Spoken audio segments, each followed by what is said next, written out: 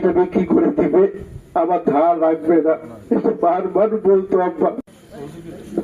এই পর্যায়ে আমরা জানাজা আমরা সঠিকটা বিষয়ে আপনারা আমাদেরকে বলবেন, আমাদের পরিবারের পক্ষ থেকে আমরা চেষ্টা।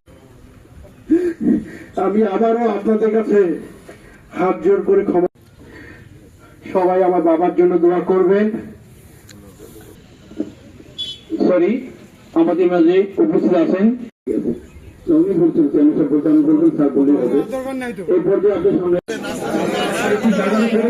ভালো হতো।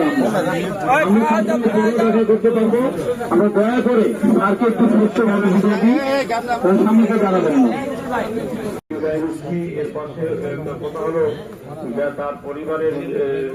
আসসালামু আলাইকুম ওয়া রাহমাতুল্লাহ। আরো 2 মিনিট বাকি আছে, 1 মিনিট বাকি আছে।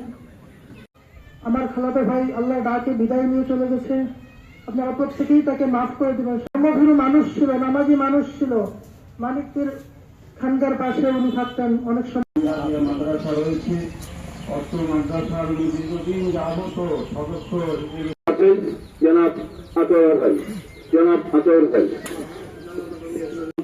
আমি কখনো ভাবতে পারিনি, বলার কোনো ভাষা নেই।